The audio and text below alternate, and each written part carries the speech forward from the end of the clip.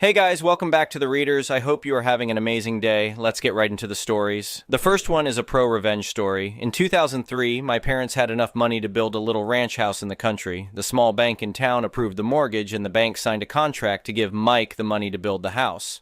Mike, as it turns out, was overbooking himself all over town, leaving his clueless minions to do the actual work. The build took longer and longer, with more and more work having to be ripped out and redone. We're not talking about using the wrong color paint or nailing up some wonky trim here. The architect forgot to fully erase a line on the blueprints, and the framers built a wall through the bathtub.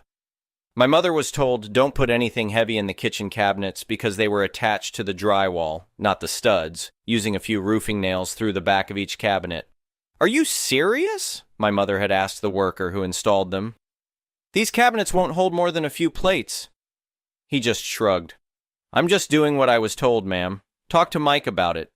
The garage door opening was framed into the living room instead of towards the driveway, and so on. When the bank's representative showed up for the final inspection, my parents met him in the front yard and refused to sign off on Mike's work. "Listen," my dad said firmly, "this house is nowhere near complete. We can't possibly move in." The representative, Mr. Wallace, became angry, as the bank had paid Mike a lot of money. "You're being unreasonable," he snapped. "Let me see this supposed disaster for myself." He strode to the front door and pulled on the doorknob, whereupon the entire door, casing included, fell on him. It had simply been wedged, not nailed, into place. "What the hell?" Mr. Wallace shouted from beneath the door. The bank called Mike, who finally showed up to supervise the work himself. The only problem was that Mike wasn't any better at building a house than his minions were. "Look, folks," Mike said with a dismissive wave of his hand, "every new build has a few issues. We'll fix the door, but you're making mountains out of molehills here." My parents still refused to sign off on the house. My mother was a stay-at-home mom in a nasty rental with 2 tiny children, while my dad was working 2 jobs while this was going on. Throughout the entire process, the bank and Mike treated them very poorly, bullying my mom and lying to my dad. What should have been an exciting time for my parents was ruined. My mom cried a lot. My dad got depressed. "I just want a safe home for our family," my mom would say through tears. "Is that too much to ask?" Finally, the bank threatened my parents with foreclosure, and Mike threatened to sue my parents for breach of contract because the bank refused to pay him any more money. "You'll be hearing from my attorney," Mike warned my dad over the phone. "I've fulfilled my end of the contract." "You call this fulfilling the contract?" my dad shot back. "The house is a death trap." So my exhausted parents went to an attorney and gave him the rundown. Plumbing, electrical, tiling issues, the whole sorry mess. My parents were scared. All they had was their small down payment savings, so if this became a lengthy court battle, the bank and Mike would win. The attorney, Greg, was kind, but my dad said he could tell that he and Mom were doomed from Greg's facial expressions as he sorted through the paperwork. "This doesn't look good," Greg muttered as he flipped through the documents. Then, abruptly, Greg smiled. "Let's get everyone together for a meeting," he told my parents, "tomorrow." So my parents, Greg, the bank's representative, the bank's attorney, Mike, and Mike's attorney met at the bank. Greg didn't give anyone else time to begin. He said, "Well, my clients have decided that they no longer want this house. Please remove it." Everyone else started to laugh. "Remove it? Have you lost your mind?" Mike's attorney chuckled. "This isn't a mobile home," the bank's representative said dismissively. "What are you talking about?" Greg, in a sweeping, theatrical gesture, placed a deed on the table. "My clients own the land the house is sitting on outright. They no longer want the house. Get the house off my client's land." Mike's attorney stared at the deed and then turned and stared at Mike. "You built a house on land you don't own?" Mike nodded, his face draining of color. The bank's attorney started yelling at the bank's representative. "You didn't finance the land the house is on?" The representative stammered, No. "We assumed." The representative began weakly. "You assumed?" the bank's attorney exploded. "We don't assume anything in real estate," Greg said firmly. "As I said, gentlemen, you're trespassing on my client's land. I expect the house to be removed and the land returned to its original state, at once." My dad said he'll remember the blank looks everyone on the other side of the table passed to one another for his whole life. Sure, the bank could foreclose on a house that wouldn't exist by the end of the week, with no way to recoup the money. They didn't even own the land it was on. Mike was out the 50% he'd paid out of pocket, plus he was on the hook for tearing down the house and removing it. On top of that, the bank would undoubtedly want him to repay the initial 50% they'd given him. "This can't be happening," Mike muttered, putting his head in his hands. "Could they have gone after my parents?" "Sure, A foreclosure would have meant bad credit for my parents moving forward. They might lose their down payment. But to sign off on the house in its condition at that time would have meant thousands and thousands of dollars in cash to repair everything from the roof to the basement before the house could be safely lived in. The bank knew my parents didn't have that kind of money. They're the ones who approved the mortgage. Suddenly, my parents were good people. It was all such a misunderstanding, and the bank and Mike couldn't do enough for them. "Let's take a step back," the bank's attorney said, suddenly cordial. "I'm sure we can work something out that benefits everyone." "We want to make this right," Mike added quickly. "I personally guarantee all the work will be done correctly." The house was brought in line with the original blueprints and specifications immediately, at no extra cost to my parents, but at considerable cost to Mike. My parents signed the mortgage. Mike got the rest of his money, and just about broke even on the build. The bank's representative was fired, and Greg, attorney extraordinaire, got a stinging tale of triumph to recall to fellow attorneys for the rest of his life. "Sometimes," Greg told my parents as they celebrated with dinner after everything was settled, "the simplest solutions are the most powerful. They never even thought to check who owned the land." Before you question this tale, please remember that 2003 was over 20 years ago. Banks did things differently back then. Smaller rural banks in particular were not run the same way the bigger city banks were. There were still regulatory loopholes, and in a smaller community people didn't always follow them anyway. I'm pretty sure they don't always follow them now. Yes, they built a wall through the bathtub. No, I'm not making that up.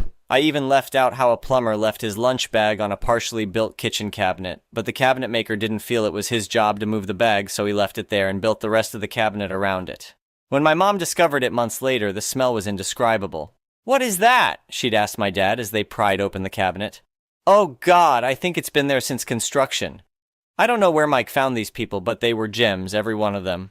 The next one is an entitled people story. I never thought I'd be the kind of person to get into it with a homeowners association, but here we are. This whole mess started about 6 months after my wife and I bought our house in what seemed like a quiet, suburban neighborhood. The place was perfect for us. Decent schools nearby, a big backyard for our dogs, and most importantly, it was close to my construction business. Now, I should mention that I run a small contracting company. Nothing fancy, just me and a crew of 5 guys doing residential renovations and additions. It's honest work and it pays the bills.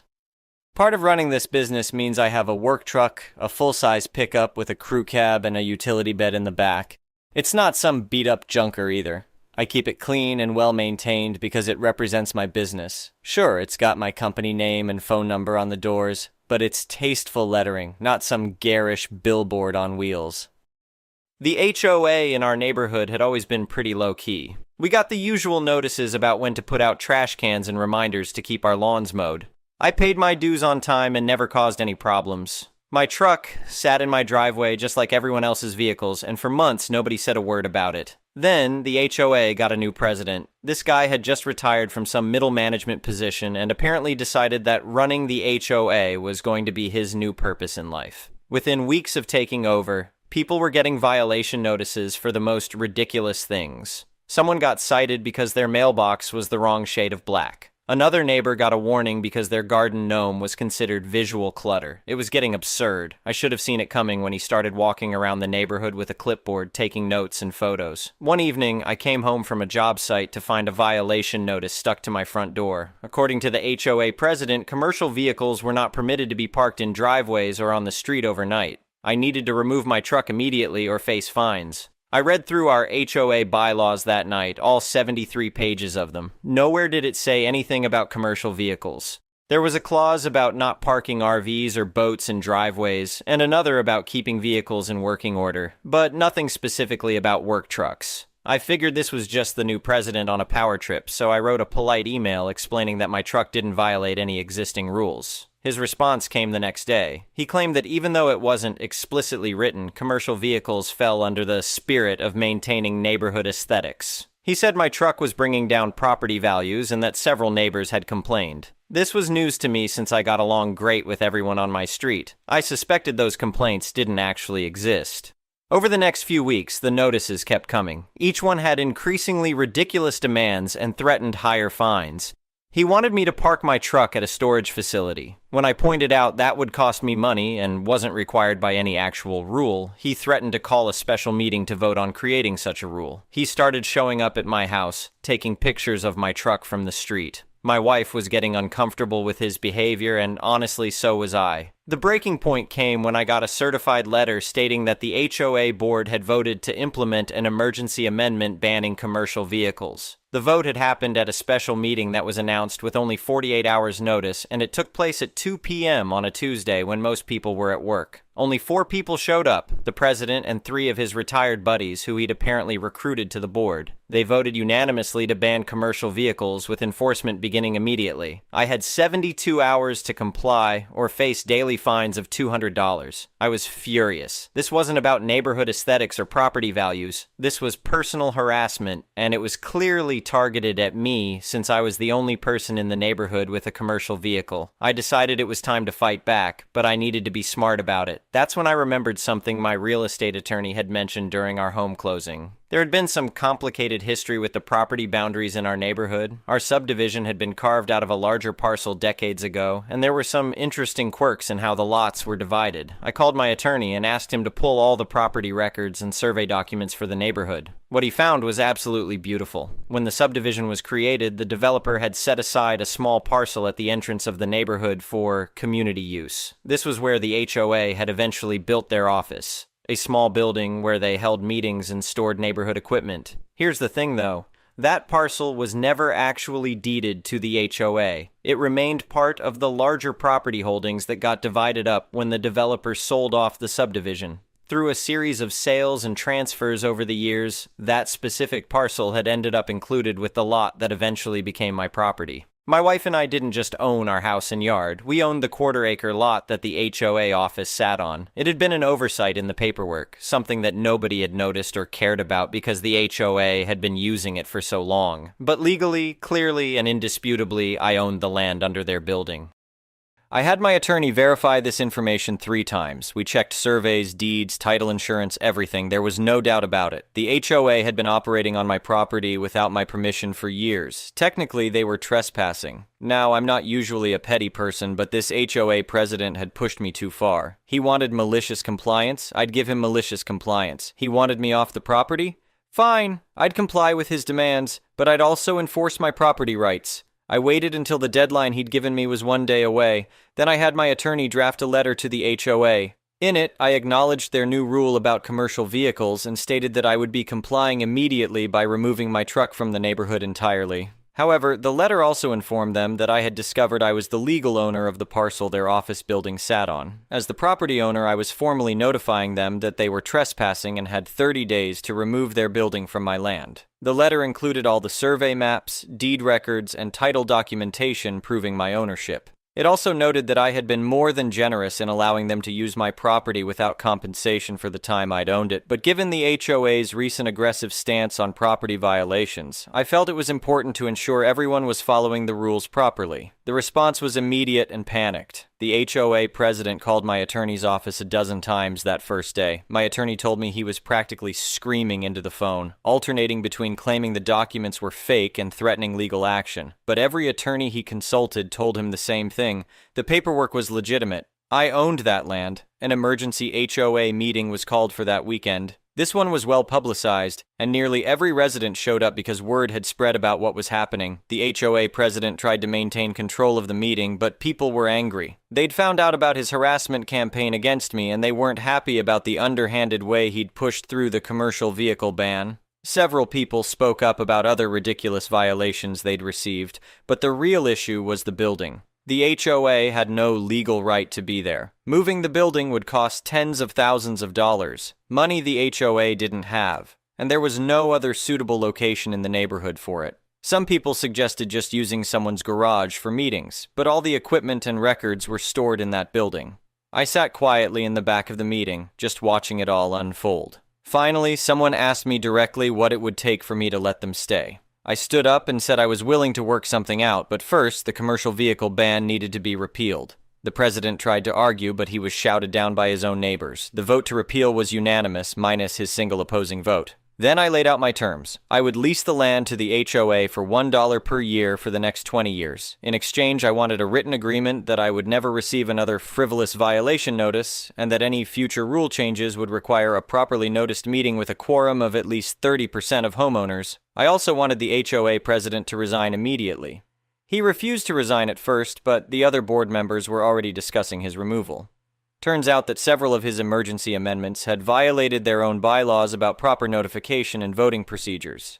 By the end of that meeting, he'd been voted out and replaced with someone who actually wanted to work cooperatively with residents rather than rule over them like a petty dictator. The new board accepted my lease terms gratefully.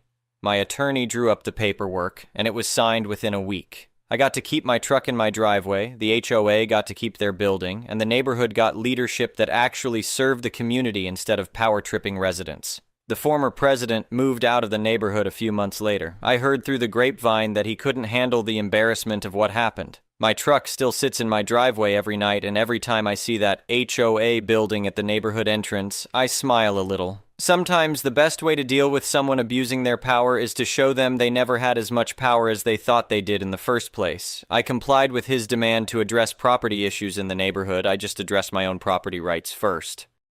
The next one is a petty revenge story. I have to make a left turn at an intersection where the line to make that turn backs up at least half mile every workday. It's about a 15-minute wait when it's bad, and about 10 minutes in normal traffic. A lot of people skip that line and cut off drivers who wait patiently to turn. It gets hazardous when those same idiots literally force their way into the turn lane, regardless of another vehicle already existing in that space. Early last week, some dipcrap literally just shouldered my car out of the way. They saw me. They heard my horn. They kept merging. I avoided that accident and carried along with my day, although I was incredibly irritated. 3 days later, some dipcrap tries the same thing on the truck behind me. A woman in a mid-sized sedan decided that she was getting in the left turn lane come hell or high water. Unfortunately for her, the lane she was merging into was already occupied by a full-size pickup. She probably would have realized that if she had looked where she was going, but she didn't. She hit the truck, of course. It damaged her car, of course. Nothing major, just knocked her mirror off.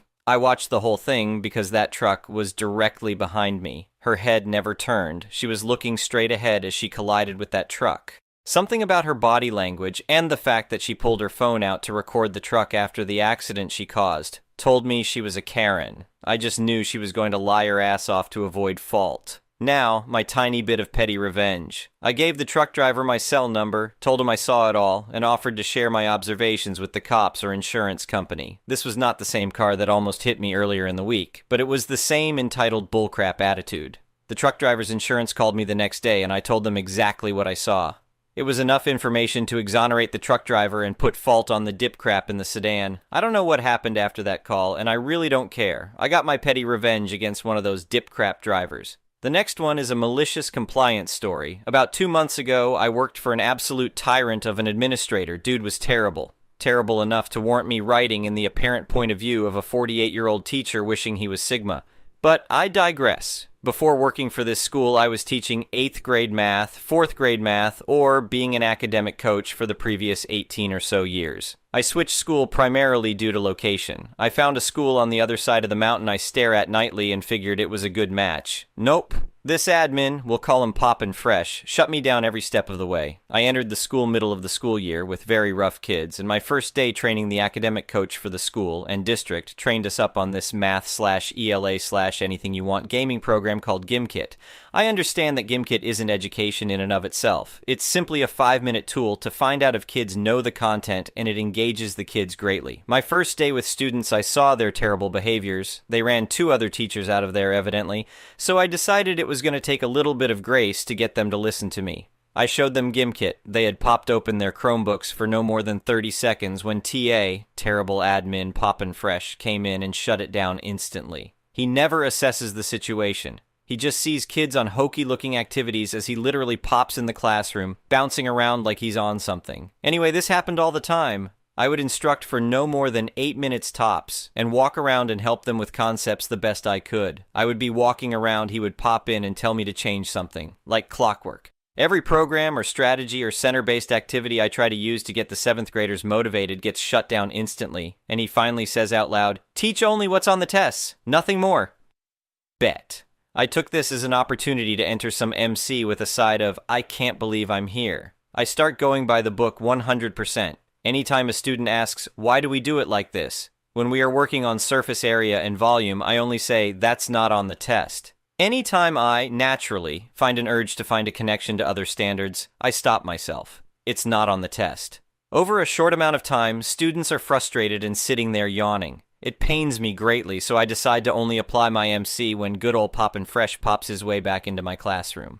He finally pops in with his boss's boss, and a couple of people I've never seen before. I instantly switch from my going deeper, thinking outside the box, activity-based learning to exactly what he wants, teaching only what's on the test. I instantly turn into Ben Stein from Ferris Bueller's Day Off, and the kids instantly groan, saying, "Mr. OP, I hate when you teach us like this." Comments from the students fly about the room. "This is the worst part of my day. I hate math now, thanks," and many much more colorful, expletive-laden commentary. Frank Caliendo even popped in for a spell. "Now here's a guy who doesn't know how to motivate students." Boom!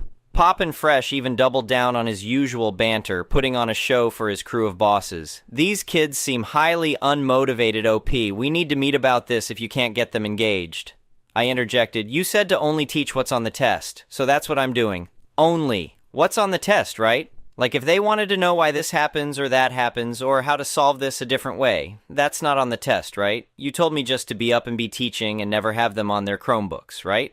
I said this to him, in definite earshot of his accompanying party, mainly because I had a feeling these were the head honchos, the ones who signed off on spending all that money to make our school a true one-to-one school, a school where every student has a Chromebook. Not utilizing the Chromebooks is something I knew that was something Poppin' Fresh believed in, but I had a feeling that the district would want the kids properly utilizing them. He answered back to me, "I only stopped you from using the Chromebooks because the kids were all just playing games."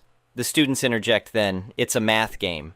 The head honcho moved to Interjection City. "Well, let's see what this math game is all about." I had the kids get their Chromebooks. They all excitedly logged on. I pulled up a surface area and volume GIM kit, and the kids were feverishly playing the game, using pencils and notebooks to solve the problems needed to be answered to gain ammunition in their game. It was active. It was fun for all. I paused the game when needed to show different ways to isolate the variable when solving surface area problems, especially of spheres and cones, etc. It was what education was supposed to be. Poppin' Fresh ran out of pop, and by the end of the day I received an email from the head honcho himself asking me about him and how things were going. I was honest with him. I told him about his assaults, threats of assaults, and hiding assaults. All things that I'm sure would be an interesting part of this tale, but they aren't related to the MC inherent here. It's also an ongoing investigation, even 2 months later as I'm teaching at a new school on the other side of the proverbial mountain. Poppin' Fresh is under investigation for what he's been doing to me and other new teachers to the school, and it's crawling all the way up the chain. The next one is an entitled people story. I live in a first-floor apartment directly above the parking lot. One of my neighbors regularly pulls into her spot, parks, and just sits there with the radio blaring or on speakerphone having full-volume conversations. It's so loud I can make out what the person on the other end is saying from inside. This happens often enough that I know the sound immediately. Last night around 10 p.m. I was trying to listen to a podcast and make dinner. I heard the noise and was already frustrated and hungry, so I stepped outside and sternly said, "Can you please turn down the radio? I can hear it from inside my apartment." I tried to say this in my most stern, calm voice, trying to be clear that I was not angry, just annoyed. That was apparently enough to set her off. She immediately got out of the car, looking absolutely livid that I had the audacity to say something. Before I could even process it, she started yelling at me, accusing me of being disrespectful and starting something. Then it got surreal. Out of nowhere, she claimed I had hypothetically thunked her forehead, which made zero sense. I was on a balcony above her. She kept ranting over me, and when I tried to explain I wasn't trying to start a fight, she interrupted me with, "You're a racist," just flat out accused me. I was stunned. I hadn't said anything remotely racial. I was just asking her to turn down her music. Trying to clarify, I said, "I know where you park. Your car's the one I hear all the time." Meaning this isn't a one-time thing, and I wasn't confusing her with someone else. She took that as a threat and snapped back, "Well, I know where you live." At that point, I realized this was escalating fast and getting out of hand. I said, "Let's go to the front office and talk to management. Handle this like adults." She agreed, but kept shouting at me the entire walk down the hall, calling me a racist repeatedly, loud enough for anyone in their apartment to hear. When we reached the front desk, I explained we were having a slight disagreement. While I was talking, she shoved past me and started banging on the office manager's door, even though it was technically closed for the night. The manager came out, confused. At this point, I knew things were going to get interesting. I was calm the entire time, and she was in hysterics. I grabbed a chair to appear less confrontational, and I just let her go off. The neighbor immediately launched into another tirade, escalating again, saying how I threatened her and am a racist for even saying anything. She said I was inside getting drunk with my friends and that her having a conversation with her mother caused me to get aggressive with her. At one point, she looked me dead in the face and called me slow. That really stung because I have dyslexia and it's something I've dealt with my whole life. I kept calm, but it was like no matter what I said, she was just looking for things to throw at me. I was starting to get very frustrated because the manager wasn't letting me get a word in. I was getting shouted down by crazy while they stood by. The manager finally separated us and asked me to wait in the office. When she came back to speak with me privately, I apologized for the way things escalated and said I should have just come to the office in the first place instead of confronting my neighbor directly. I told her I don't want conflict. I just want to be able to enjoy peace and quiet in my home. She asked if I'd be willing to try apologizing one more time to the neighbor, and I said sure, even though I knew it probably wouldn't help. At this point, I figured I had to be the bigger person just to end the confrontation. As expected, when I stepped back outside to say my apology, I barely got a sentence out before she started yelling again. She said she might call the cops because she feels unsafe. I stayed calm and said, "If you feel the need, go ahead. I live in apartment 126. I added, "Let's just pretend we don't exist to each other."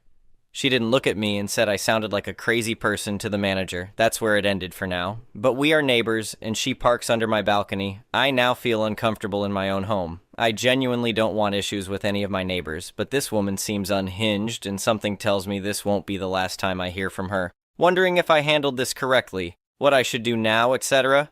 Anyway,